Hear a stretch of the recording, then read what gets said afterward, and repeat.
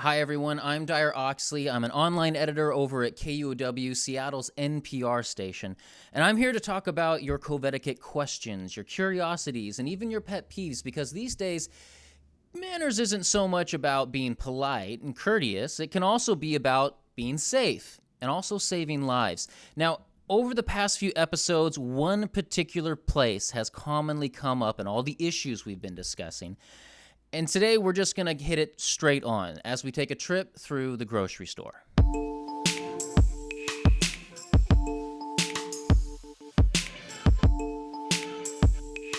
To tackle this issue, we're going to be drawing from a few sources, feedback from our KUOW audience and staff, and I've also reached out to some Western Washington grocery stores to get their perspective, namely QFC, Safeway, and Albertsons.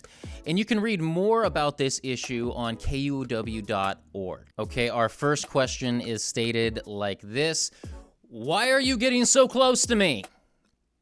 That was in all caps. These are my all caps hands.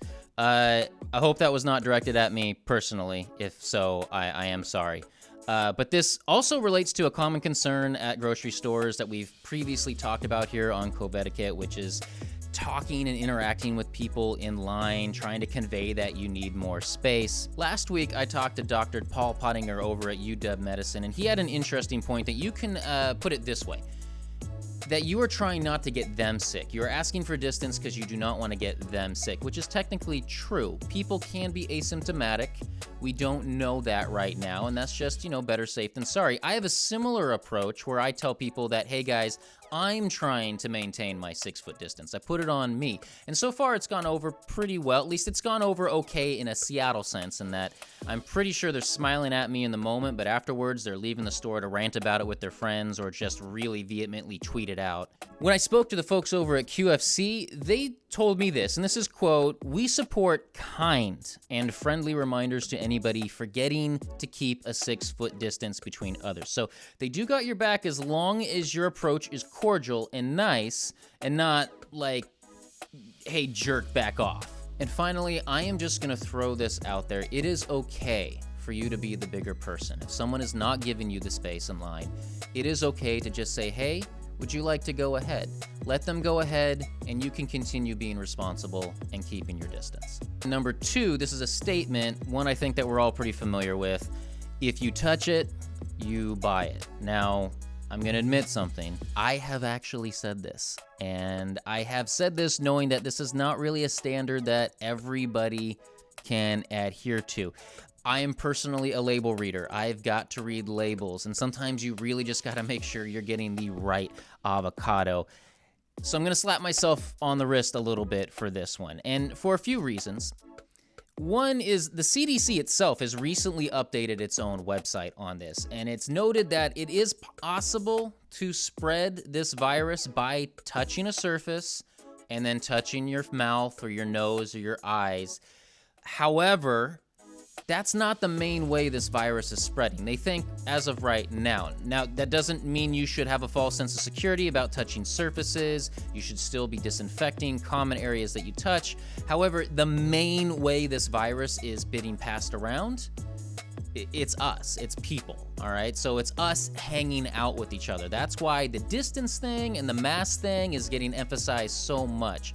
Right now, there's really little to no evidence about your food actually transmitting this. And frankly, if you're washing your hands and you're using hand sanitizer, you're pretty much okay in this regard. Though, if you are wanting to go the extra mile on this, I did pick this tip up from the folks over at Safeway and Albertsons. They have those little plastic bags right over there next to the produce section. You can grab a plastic bag and you can, test out all the avocados you want. I know there's other fruit out there as well. I eat a lot of avocados. Number 3 here, why won't people follow the one-way signs in the aisles? Why? That's my all caps hands. I don't know why.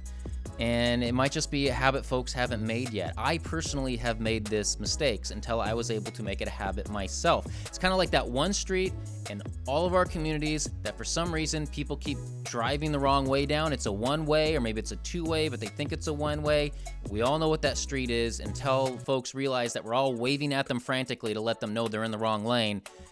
They're just going to have to figure it out. And it's going to take some time for folks to figure this out in the grocery store. So this is going to be calling for some patience on all of us. Now, I'm just also going to throw this out there. Grocery stores have made a lot of changes to their operations recently. There are special shopping times for people who are older or people who have a compromised immune system. There are now sanitization schedules, hand washing schedules. They are limiting capacity anywhere from 30 to 50%. They're doing a lot, and this is kind of like our part. This is what we can be doing. We can be going down the one-way direction on the aisle. We can be wearing masks. We can be keeping a safe distance from other people. This is like our part of the battle. Okay, I'm just going to throw one last final thing out there because I feel like it's disingenuous not to address it. Now, this is coming from me. This is not coming from officials that I've spoken to get their advice. This is just me here talking about what we can do as a community. Now, there's always going to be bad apples. There's going to be people that are not going to wear a mask even though they could. There are going to be people that are going to go the wrong way down the aisle or not respect the 6-foot rule. Just as with any other crises that we've had to deal with, whether it's your community, this country, this planet, it's going to be up to the good people being just extra good to get us through to the other side of it. We're going to have to pull up the slack on this one. So maybe you're going to have to give them their 6-foot distance. Maybe you're going to have to let them go ahead in line so that we can all be responsible. And later on, we can debate about how wrong or right that is. I'm coming from the perspective of us all being safe. So if the bad apples are going to be out there, you're just going to have to let them roll along being bad apples. And the rest of us are going to be responsible and staying safe. Okay, and thank you for watching this episode of Covetiquette. Be sure to subscribe to KUOW. If you have a comment, please do so down below. We may just use it in a future episode of Covetiquette. And read all about this topic and all of KUOW's coronavirus reporting on KUOW.org. And until next time, I'm Dyer Oxley. This has been Covetiquette.